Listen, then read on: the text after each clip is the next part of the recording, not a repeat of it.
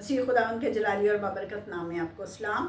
آج کے word of God میں آپ کو ویلکم کرتی ہوں۔ آج خدا کے کلام میں ہم خدا کی حاکمیت پر نظر کریں گے کہ وہ کس قدر وسیع ہے۔ یرمیہ کے صحیفے اس کے 23ویں باب کی 24ویں آیت میں خدا اپنے لوگوں سے سوال کرتا ہے کہ کیا زمین اور آسمان مجھ سے معمور نہیں؟ پھر کلام خدا خود ہی اس کا جواب دیتا ہے کہ آسمان اور زمین خدا کے جلال سے معمور ہیں۔ زبور 103 اس کی 19ویں آیت میں لکھا ہے، خداوند کا تخت آسمان پر ہے اور اس کی سلطنت سب پر مسلط ہے۔ یعنی خدا کے کریکٹر میں موجود ہے کہ خدا ہر وقت اور ہر جگہ پر موجود ہے، لیکن اس سچائی سے ایرامی قوم ہمیں انجان نظر آتی ہے۔ جب ہم پہلا سلاطین اس کی 20ویں باب کی 28ویں آیت کو لیتے ہیں، جو کہ آج کی ہماری جو ہے word of God key words ہے، جس کے اوپر آج کا خدا کا کلام ہے، اور ایرامی جو ہے وہ ان کا تصور یہ ہے کہ اسرائیل کا خدا جو ہے وہ پہاڑی خدا ہے اور وہ میدان کا خدا نہیں ہے۔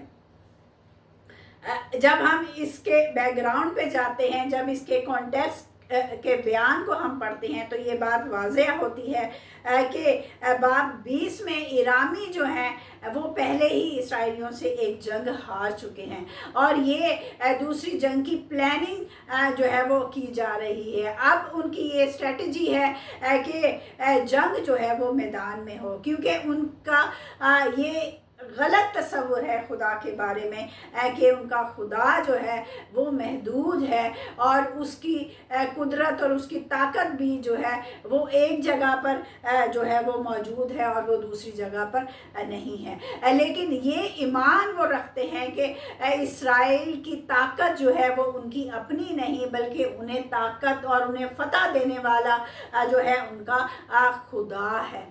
لیکن وہ اس بات کو نہیں جانتے کہ ہمارا خدا جو ہے وہ زمین اور آسمان کا خدا ہے، اور وہ ایک ہی وقت میں ہر جگہ پر موجود ہے۔ اور یہاں پر خدا اسرائیلیوں کے اوپر اور ایرامیوں پر اپنی شناخت کو ظاہر کرتا ہے، اور خدا پہلے ہی یہ وعدہ کرتا ہے اسرائیلیوں کے ساتھ کہ وہ ایرامیوں کو جو ہے وہ شکست دینے کو ہے، اور وہ ایرامیوں کو اسرائیلیوں کے ہاتھوں میں دینے کا وعدہ کرتا ہے۔ اور یہ خداوند دکھاتا ہے کہ خدا کی قدرت جو ہے وہ ہر وقت اور ہر جگہ پر موجود ہے، اور وہ آسمان اور زمین کو جو ہے وہ اپنی قدرت سے سنبھالتا ہے، اور سارا اختیار ہمارے خدا کے پاس ہے، اور اس کی کوئی لمٹ نہیں ہے۔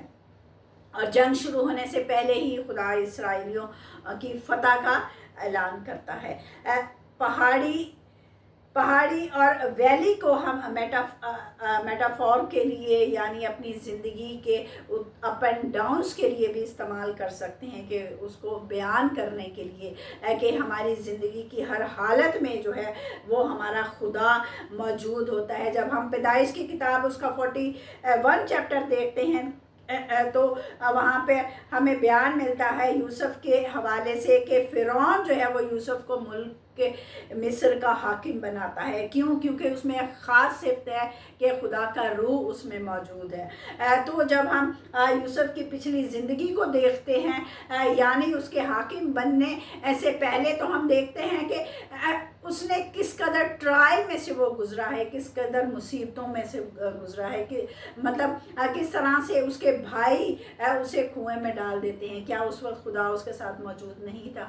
یعنی اس وقت بھی خدا اس کے ساتھ موجود تھا، اسی لیے وہ وہاں سے بچایا جاتا ہے، اور 2 سال تک وہ جو ہے وہ 44 کے گھر میں جو ہے وہ غلام بن کر رہتا ہے، اور کس طرح سے غلط الزامات اس کے اوپر لگائے جاتے ہیں۔ وہ 10 سال کی قید میں رہتا ہے، لیکن وہاں پر بھی خدا اس کے ساتھ موجود تھا، اور خدا وہاں سے اس کو سرفراز کرتا ہے۔ جب وہ صبر کرتا ہے، جب وہ خدا کا انتظار کرتا ہے، تو خدا اپنے وقت پر اسے سرفرازی اور بلندی عطا کرتا ہے۔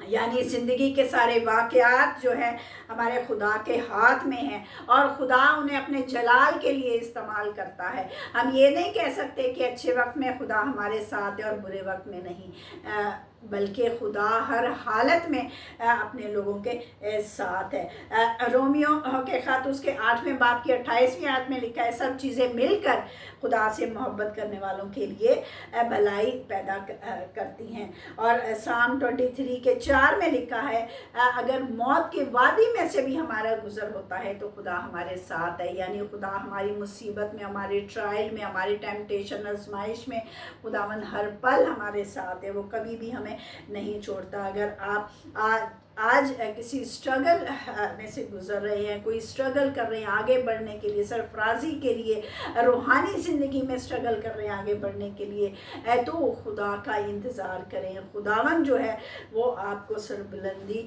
اور خداوند آپ کو سرفراز کرے گا، اور ہمیشہ اپنے ایمان کو جو ہے وہ خداوند پر رکھے کہ خداوند بیک پر آپ کے لیے ڈور کھولنے کو ہے، خداوند اپرچونٹی کے دروازے آپ کے لیے کھولنے کو ہے۔ گو کہ ہم آپ دیکھیں گے، اگر ہمیں اپنی سچویشن سے ایسا نظر نہیں آتا، لیکن ہمیں پھر بھی خداوند پر توکل کرنی ہے۔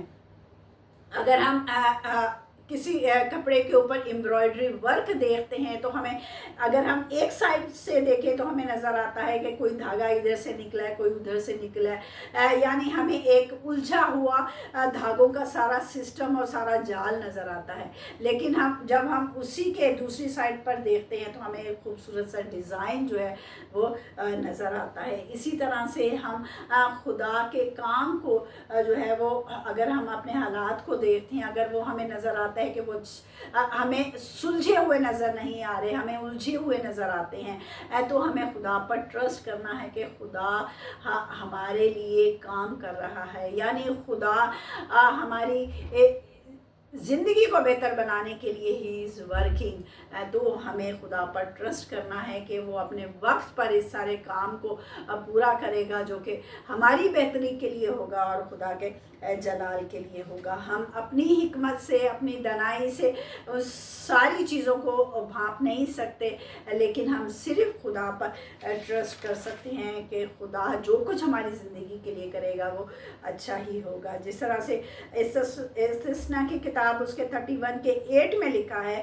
اے خدا ہمیشہ ہمارے نزدیک ہے، وہ نہ تجھ سے دستبردار ہوگا اور نہ تجھے چھوڑے گا، سو خوف نہ کر، بے دل نہ ہو۔ اس لیے ہمیں حالات سے نہیں گھبرانا، بلکہ ہمیشہ ایمان رکھنا ہے کہ خداوند ہماری زندگی کے ہر حالت میں ہمارے ساتھ ہے۔ ہمیں اس کا شکر ادا کرنا ہے کہ اس نے ہمیں چھوڑا نہیں۔ ہمیں ہمیشہ خدا سے دعا کرنی ہے کہ خدا ہمیں تقویت دے، ہمارے ایمانوں کو مضبوط رکھے، تاکہ ہم سارے حالات میں اپنے خدا پر ٹرسٹ کریں، یہ ایمان رکھیں کہ خدا ضرور ہمیں ان سارے حالات سے نکال کے سرفراز کرے گا، اور خدا ہمیں برکت دے گا، اور سارے حالات ہمارے خدا کے کنٹرول میں ہیں۔ God bless you and take care.